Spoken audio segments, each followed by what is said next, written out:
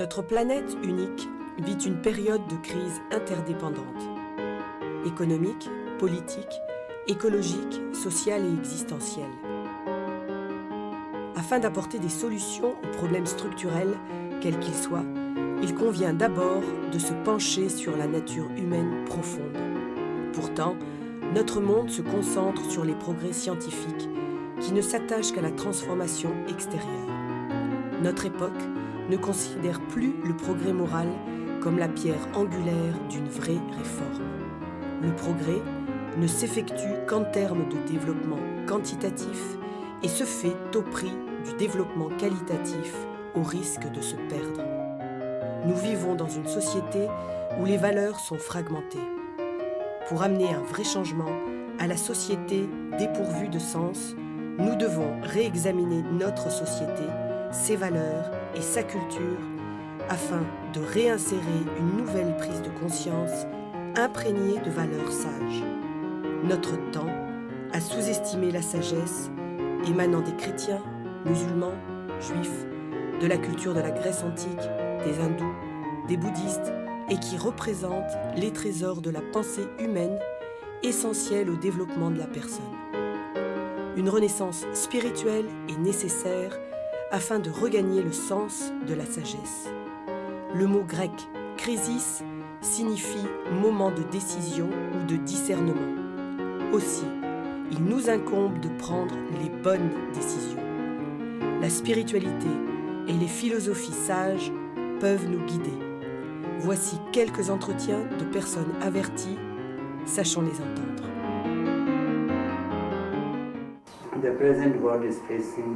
Le monde présent doit résoudre les 5 crises suivantes.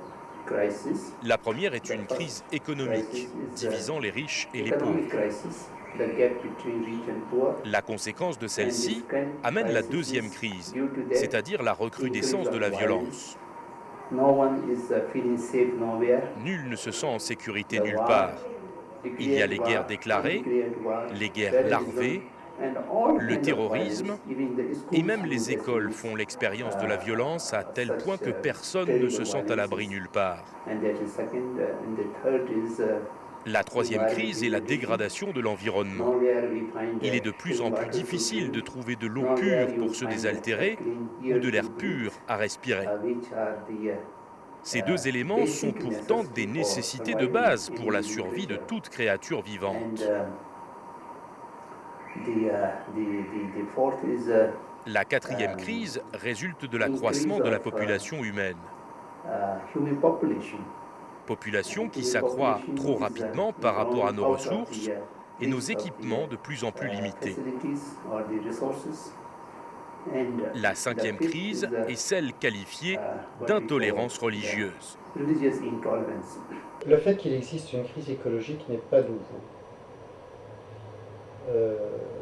L'homme a longtemps abusé de la nature, a longtemps cru que la nature avait une sorte de capacité d'épuration infinie et illimitée, et qui pouvait la maltraiter sans conséquence. Et ceci n'est pas nouveau. Ce qui est radicalement nouveau, et donc je parlerai moi d'une nouvelle crise écologique, c'est que nous créons des menaces d'une ampleur telle que la survie sur la planète est menacée.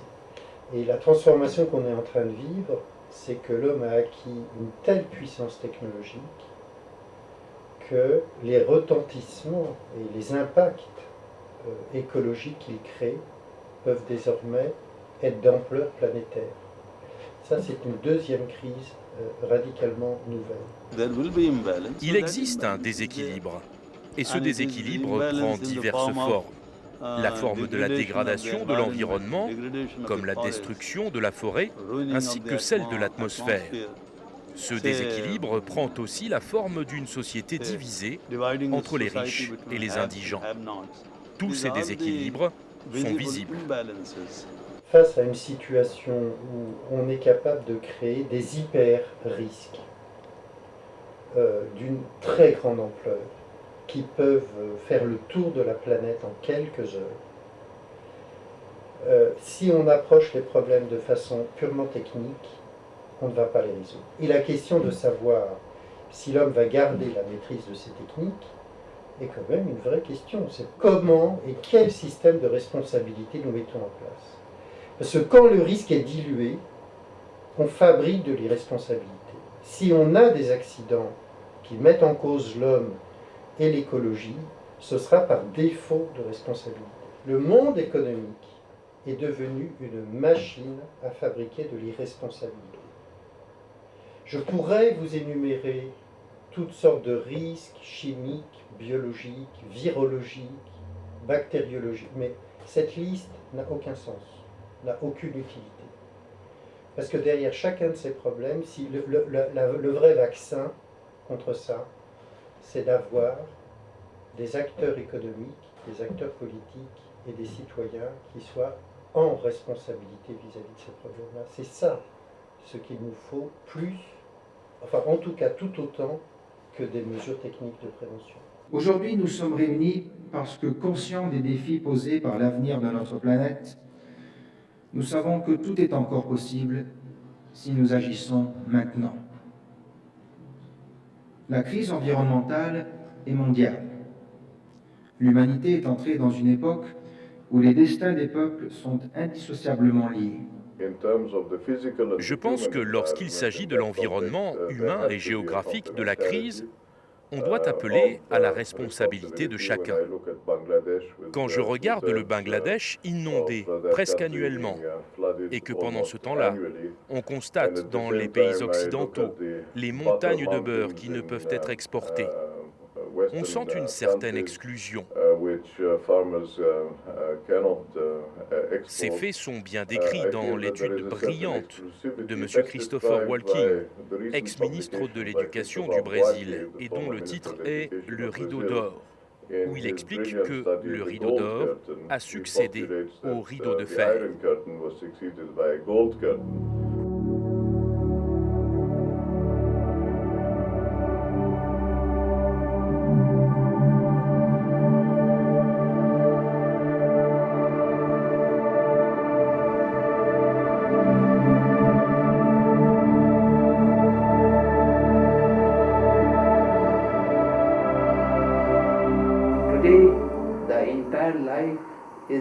Aujourd'hui, l'existence est esclave de l'argent et de l'économie. L'individu n'a plus le temps ni de réfléchir ou de méditer, ni d'aider les autres.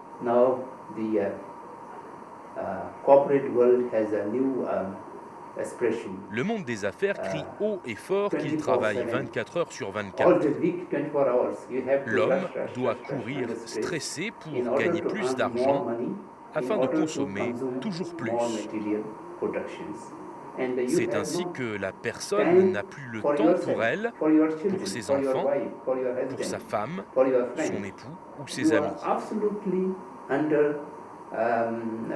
L'individu est totalement réduit à vivre pour gagner de l'argent et à dépenser plus. De cette manière, cette situation est totalement sous-développée. On est dans des sociétés déstructurées, on ne travaille plus là où on habite, les familles sont réparties aux quatre coins du monde, les transports et leur démocratisation ont rendu ça possible, mais nous sommes dans un monde éclaté. Ce qui veut dire aussi que dans un monde où l'exercice de la responsabilité devient plus compliqué, premièrement. Et deuxièmement, dans un monde où les individus vont peut-être se retrouver face à eux-mêmes.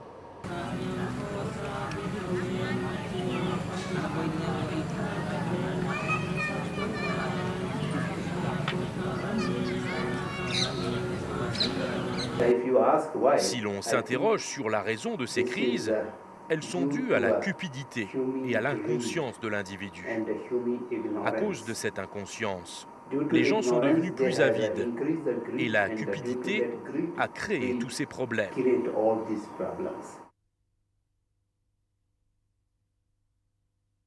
Dans ma tradition, qui est la tradition judéo-chrétienne, il y a quand même toujours cet appel ou cette invitation à prendre conscience. Alors c'est peut-être pas dit prendre conscience, mais vous avez des yeux, c'est pour voir, vous avez des oreilles, c'est pour entendre. Cette histoire des yeux et des oreilles qui revient très très souvent dans la Bible, par exemple,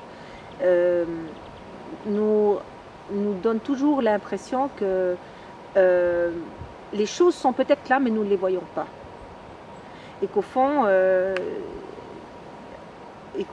tout ce qui pourrait nous aider à vivre ou nous donner vraiment du sel à l'existence, c'est quelque chose sur quoi il faut se concentrer.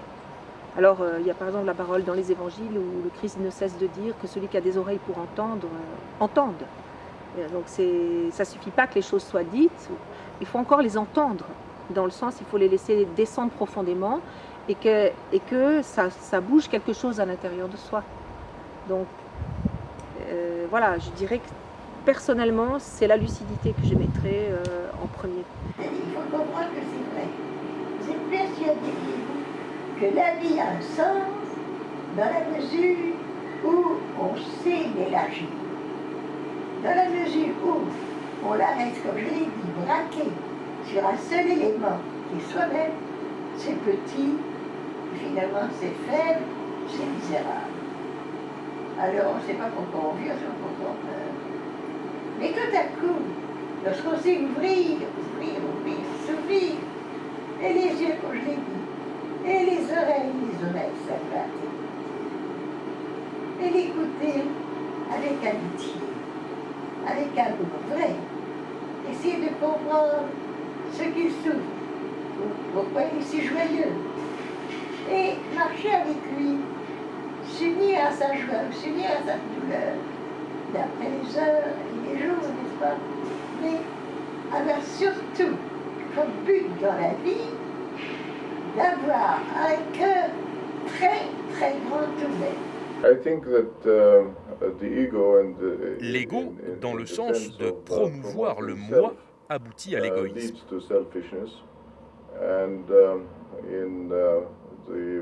De la même façon, comme le souligne le livre du Tao, le concept du Wu-Wei revient en quelque sorte à nier son existence, ce qui me rappelle ce sur quoi le grand roi Baudouin de Belgique insistait toujours.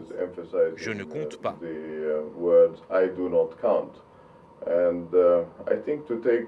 Ainsi, je pense que si l'on prend au sérieux le reste de l'humanité, on se doit de prendre en compte ses valeurs, et ceci est plus important que d'imposer les siennes, ses partis pris, ses préjugés. C'est seulement en comprenant l'importance des valeurs d'autrui que l'on développe une compréhension conviviale dans un contexte pluraliste et respectueux de soi et des autres.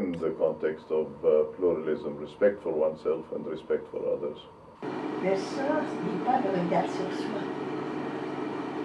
Et malheureusement, ce qui m'avait tellement frappé en revenant du bidonville, où là, on n'a pas tellement le regard sur soi, c'est pas intéressant.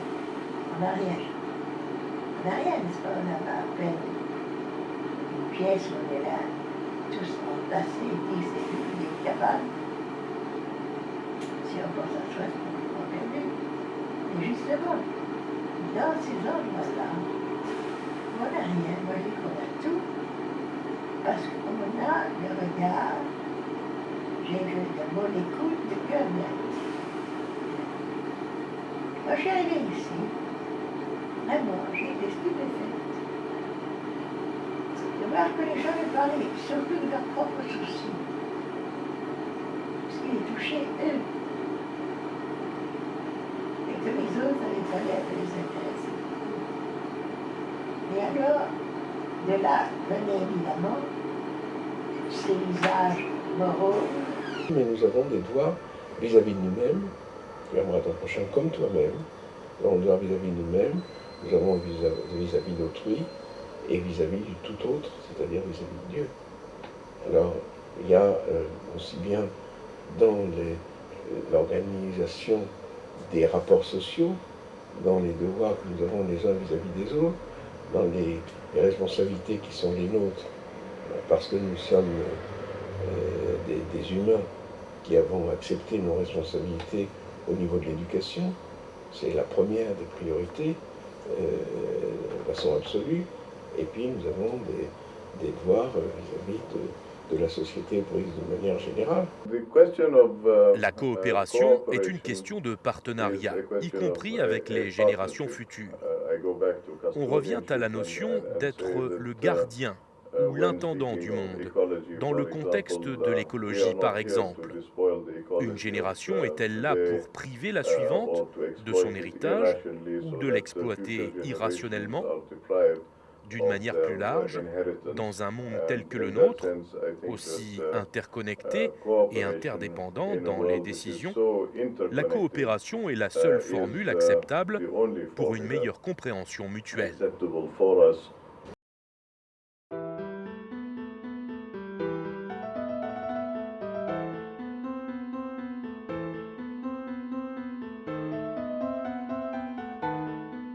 Il faut que chacun se rende compte qu'il y a diversité, qu'il faut la respecter, il faut la protéger.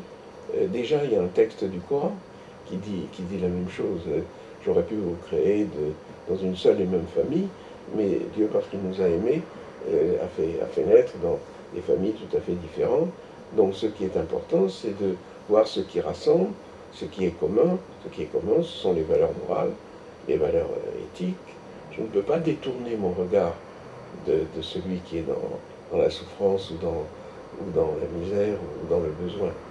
Je ne peux pas. Mipsacha al-titala, on n'a pas le droit de détourner son regard et de faire comme si on n'avait pas vu. Parce qu'on est co-responsable. Quand on est dans une situation où la science crée des problèmes qu'elle ne peut pas résoudre, il faut se tourner vers la philosophie et la dimension morale de ces problèmes, puisque croire que la science et la technique vont donner toutes les réponses à tous les problèmes est une grave erreur. La spiritualité fait partie de l'ensemble de la vie, grâce à laquelle nous percevons toutes les réalités qui dépassent nos sens. Dieu nous a donné des sens comme l'odorat, l'ouïe, la vue, le toucher. Ces sens ont été prodigués à l'être humain afin de lui révéler et lui faire ressentir le monde matériel. Mais ces sens s'avèrent limités. Ainsi, certaines fréquences nous sont inaudibles et parallèlement, sans l'univers vibratoire des sons, l'être humain ne pourrait ni entendre ni émettre. Other vibrations you don't hear. There is sight also. The visible La vision s'active selon un spectre de radiation que notre œil perçoit et qui peut être infini. Toutefois, les réalités se développent au-delà des limites de nos sens. On ne peut imaginer l'ineffable et profonde beauté de ce monde dont l'être humain ne perçoit qu'une partie grâce au sens.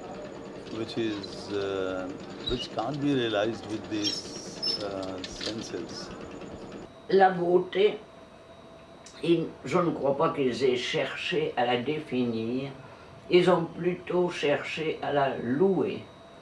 Et ils reconnaissent qu'ils recherchent la beauté.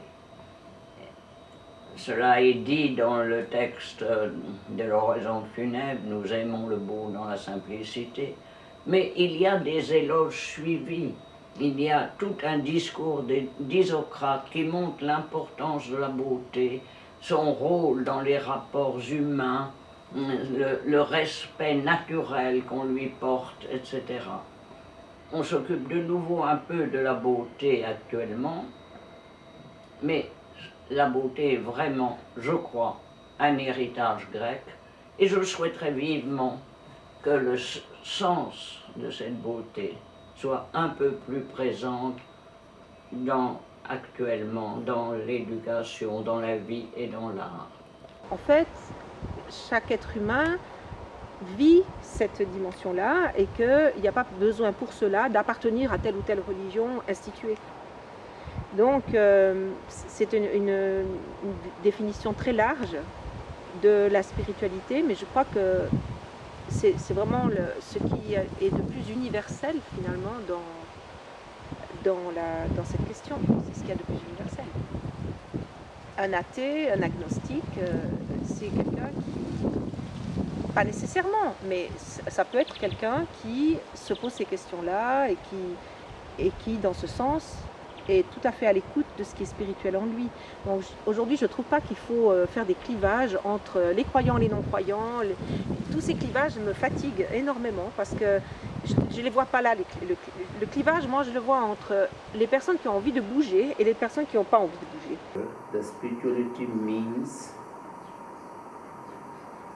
La spiritualité englobe les processus et les méthodes qui améliorent la conscience des individus.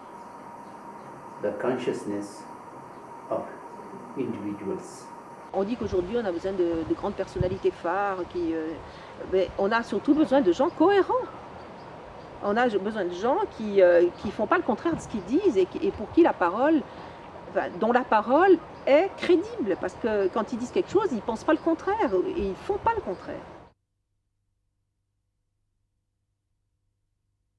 Pour la première fois de notre histoire, l'homme a compris qu'il est un habitant de la planète Terre et qu'à ce titre, il doit penser et agir de façon globale. La révolution des consciences est en train de se faire. Une conscience civique universelle de naître. La vertu est très importante. Aujourd'hui, on parle beaucoup des réalités virtuelles à travers l'éducation à distance.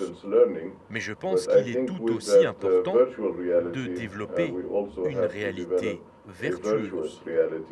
Intellect, the mind, the rational faculty, l'intellect, l'esprit, la capacité rationnelle et l'autre faculté que nous appelons amour de l'humanité, engagement, la foi, nous sont donnés par Dieu pour vivre heureux dans ce monde.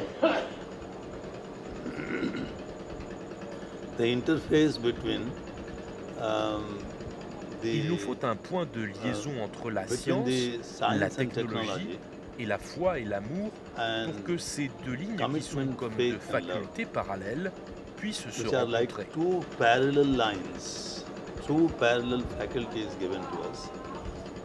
Et le point de rencontre de ces deux lignes est notre bonheur.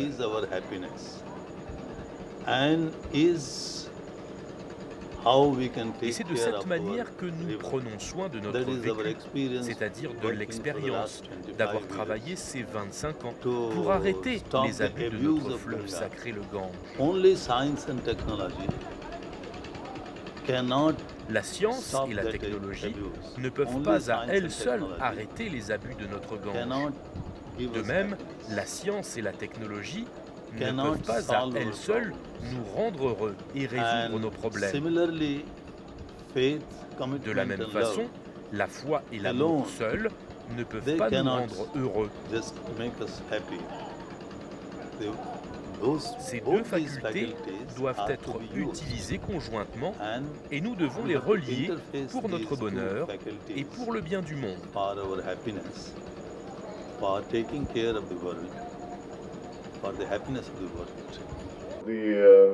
Le concept chinois de crise et celui d'opportunité sont un seul et même symbole. Je pense que ce double concept donne espoir à tous ceux d'entre nous qui ne veulent pas assombrir l'horizon, mais au contraire souhaitent allumer une bougie symbolisant l'espoir illimité. Au début de ce XXIe siècle, nous nous trouvons donc dans une crise et nous devons redoubler d'efforts afin d'exalter les humanitas. Je crois qu'en rencontrant ces héros, ces légendes, cette impression de beauté, cette présence des dieux, mais aussi ces vertus, ce dévouement. Bon, c'est pas que le grec présente tout en beau dans la tragédie, et même dans Homère, il y a des cruautés, des choses effroyables, mais peu à peu, au contact de ces événements repensés, resitués en termes simples et généraux et poétiques,